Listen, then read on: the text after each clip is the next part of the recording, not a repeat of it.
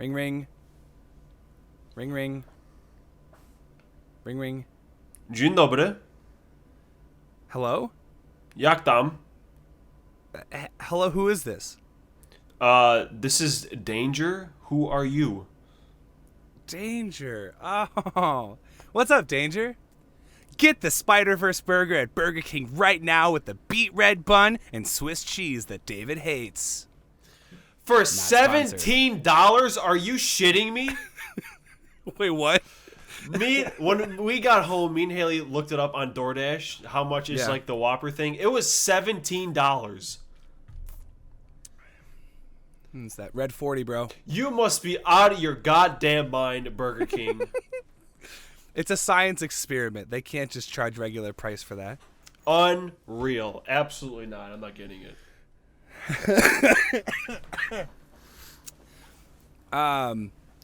Hey, everyone.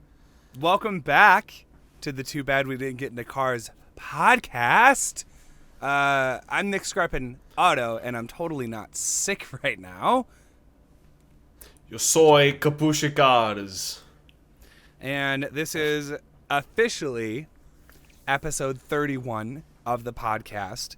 We recorded a couple episodes within the last month and a half, 2 months, that just kind of shit themselves. Sound like death. But we're gonna go back and we're gonna try to redo one of them because we had it was a special episode, so maybe we can save that for episode 40 or something when the season changes over, or I guess that would be 41. Anyway, we have both been up to some cool things as of late. So while you go ahead and start, I forgot my daughter. Did you also forget the car? No, I have a car. We just gotta. We just. All right. I'll be back. Oh God. I'm here now. Because Where's here? I moved back to my old house temporarily because we are babysitting 2 dogs, and plus our dog, we have 3 perros in the house, and it's kind of a nightmare because God, they're all pretty much lunatics in their own way, and yeah, it's fun. So I'm back in this old room that I grew up in, and everything's blank, everything's gone.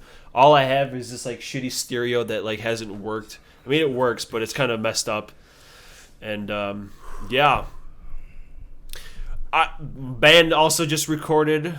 We did our second day in the studio, so our EP is about halfway done. And I bet you all my money our EP is gonna come out before Nick's album. Hey, guarantee it. Save that. You gotta save that money to record. Bro. Guarantee it, bro. Don't bet that money, because you're gonna lose it. You're gonna lose that money. Oh yeah. I don't know, maybe. That's very cool. I missed literally everything you said because I was sprinting to the daycare where I dropped off our lovely co-host Vanessa, my baby girl, who had to go without her father for roughly. I also got my own co-host. We have Charmander in the house. Oh my God. Who has been absolutely devastated by my 3 lunatics. All 3 of them? Yeah, they go ham on him, but it's fine. This Charmander dude is this motherfucker's like 15 years old. I have another one. I don't care.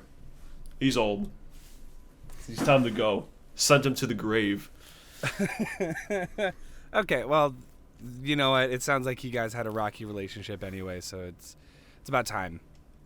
It's about time. But very cool. So you're gonna have to get used to that setting for David. Is watching him in a new room.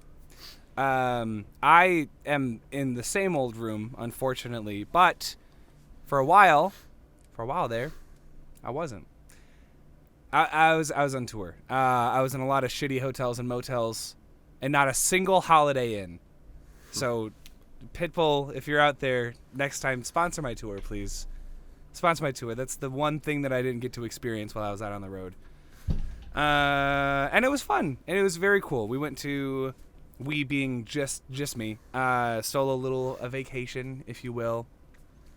We went to Cincinnati, Columbus, Pittsburgh, Memphis, Nashville, St. Louis, Chicago, and Sheboygan, Wisconsin. And I have to say the state after Sheboygan because I feel like that's not as famous of a city as the other. So out of all those places, which city sucked the most? Listen, I am very grateful for each and every opportunity that I got to experience on my tour.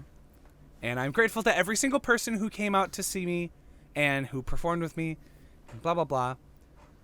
And I'm beating around the bush here because it's Pittsburgh. I did not love Pittsburgh because you know what? I think I was so thrown off because that was the most. We're gonna edit that out. Just kidding. Fuck that, I'm too lazy. Yeah, that's okay. And I'm too healthy to be coughing like that, so I don't know where that came from. It was the most eastward city on the entire tour, and as I was driving through Pennsylvania, I was first of all I was like, am I gonna go to Philadelphia just to say that I went to Philly? I didn't go to Philadelphia. I didn't go out of my way to see if it was always sunny there or if that was just like a rumor. But there were straight up whole cities and like towns off the highway, like on mountains and on hills, and they were all elevated, which freaked me out because I'm so used to flatlands and plains and being able to stand on equal footing everywhere I go. And then I went to downtown Pittsburgh, which was having some sort of event. There were live bands and food trucks and blah blah blah. But even then, it was still very like it's a steel city. You know, the Pittsburgh Steelers, they produce a lot of steel in that city for as far as I know. And so there was a lot of construction happening and just like empty plots of land where buildings used to be, but they didn't clear the land, so it was just still like demolished buildings. And it was also really hard to navigate because a lot of I'm very dumb and I could follow Google Maps just fine, but a lot of the buildings that I walked past were part of plazas or they were not marquees, but they were all the same building basically, but they were just split off by walls. So all of the signs on the outside were indicating what the door underneath it led to, but I couldn't find my way to this coffee shop that I said I wanted to go to. So I was just like, F it. I'm just gonna drive over to Cincinnati, and so I did. But with that being said, I love Cincinnati so much. It also helped that my high school valedictorian, shout out Jake, he took me on a tour around the city, and being the valedictorian that he is, gave me tour info and historical information every stop in the city that we went to. It very much feels like Chicago or any big city junior, because it's a big city with big buildings and stuff, but you could walk around the entire city in like an afternoon, at least the perimeter of the city. So it was very nice. There were parts of it that were on the water. They had free public transportation, shout out City Bus, and they also had a really good coffee shop, which I couldn't drink any coffee at because I blew out my voice the third day on tour and I couldn't sing for a couple of days there, which feels very ironic considering that the only reason I was there was to sing. So Yeah, and then it turns out that I didn't blow out my voice, strictly blow out my voice. I actually started getting sick right before the day before tour, because I felt a little itch in my throat, and I was like, it's probably nothing. And then as it got worse and worse, as colds do, I just powered through it because I was like, what am I gonna not do these shows?